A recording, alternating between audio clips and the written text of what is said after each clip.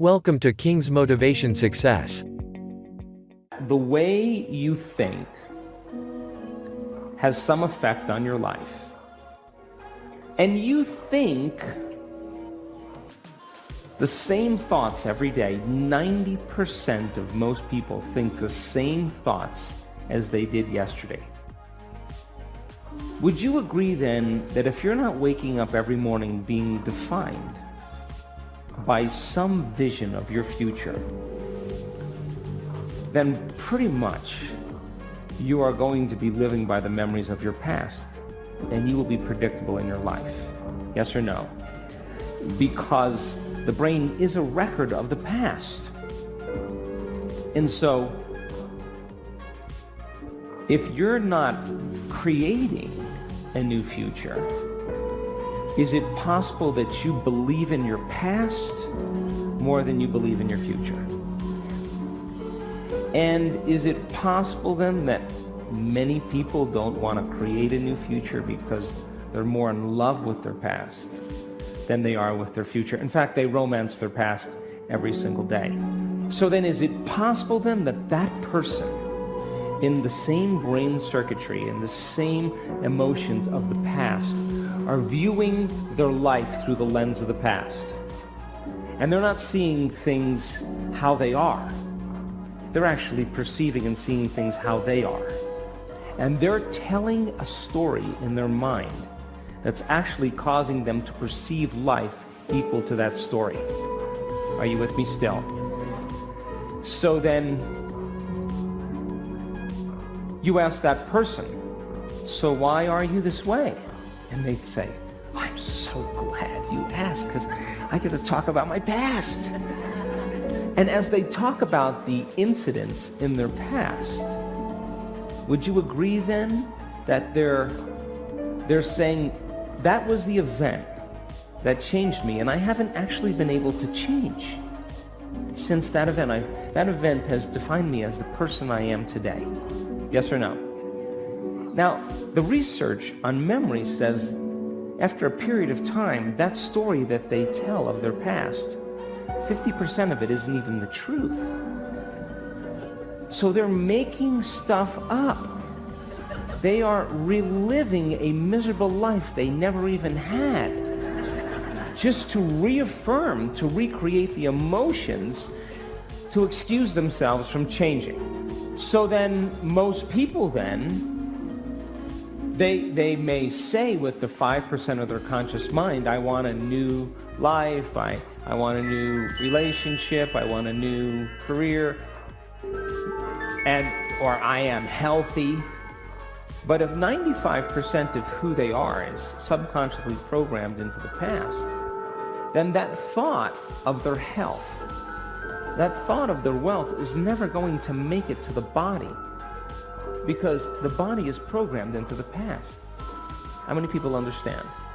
So then if you teach a person then how to be defined by a vision of the future instead of the memories of the past, then they would have to really start thinking differently.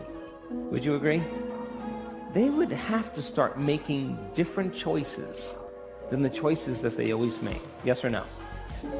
They're going to have to start doing different things and breaking certain habits. And that's going to be uncomfortable. Yes or no? Because the body's going to say, why are we doing this? It's so much more fun suffering than going out for a walk into joy. I don't know if I believe in joy. I believe in suffering. The body goes back. And so then a person would have to stop talking certain ways.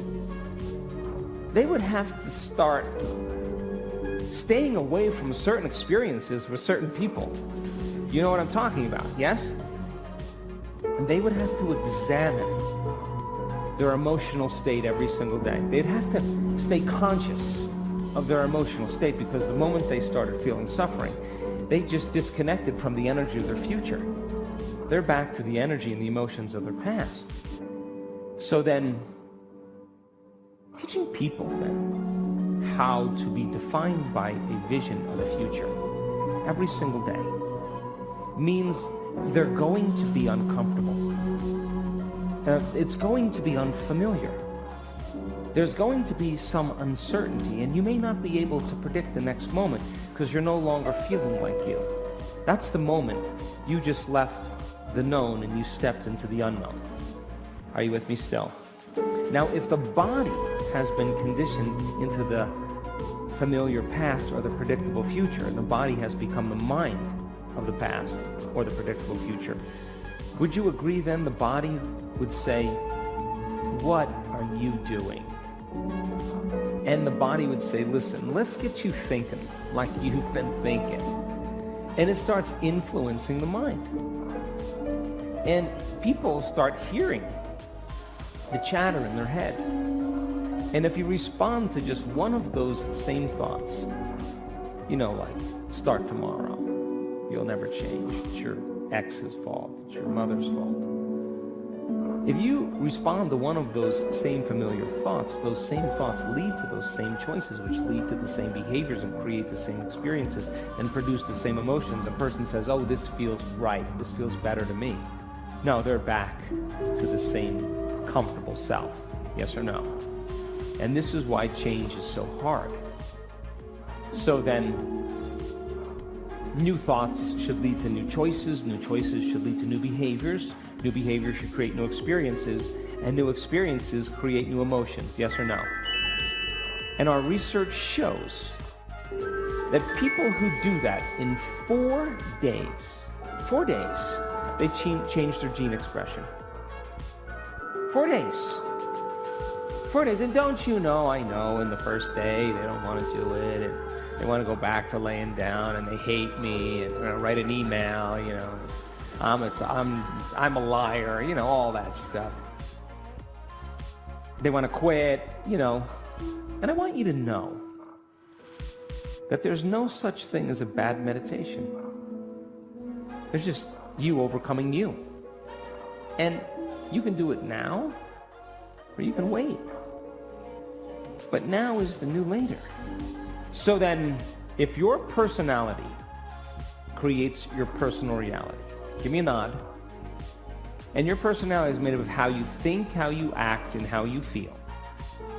Then the present personality called you, raise your hand, has created the present life called your personal reality, yes or no? But if you begin over time to become conscious of your unconscious thoughts, you become aware of your automatic behaviors, how you speak, how you act, and you can look at an emotion and say, "My goodness, I didn't even know this was guilt. It just has felt like me my entire life." Would you agree then, the more conscious you become of those unconscious states of mind and body, the less unconscious you'll go during your waking day? Yes or no? So then most people try to create a new personal reality, a new life as the same person, as the same personality, and it doesn't work. You literally have to become someone else. So if 95% of who you are by the time you're 35 years old is a set of memorized behaviors, unconscious habits, automatic emotional reactions, hardwired beliefs, perceptions, attitudes that are functioning automatically like a subconscious computer program, then in order for you to change, you got to get into the operating system where those automatic programs exist and become familiar with them. Yes or no? And as you begin to observe those thoughts, become aware of those actions, notice those feelings, all of a sudden you're no longer immersed in the program. Your consciousness, you're no longer unconscious, you're conscious and aware. And you begin to objectify your subjective self. And if meditation means to become familiar with, then the more familiar you become with, I can't, I want to quit, this is too hard, the more aware that that is a thought standing in the way between you and something that you truly want. You'll listen less to that voice in your head in your waking day. Would you agree? And if you just said, "God, it's 10 o'clock. I haven't complained all morning. It's getting really hard. I just want to stop that lady and just suffer and complain with her just about something. If you became conscious that your body wanted to do that, would you agree then that would be a victory in your day? And those victories add up. Would you agree? And what if, you associate that person that's your best friend with suffering, and the moment you see them, your body just goes, oh, this is going to be so good. Stimulus, I'm waiting for the response. The body is going to start saying, complain. And the brain's going to start complaining. You catch yourself doing that, that's a victory too. Thanks for watching. If this video has inspired you, please subscribe, like and share for more inspirational videos.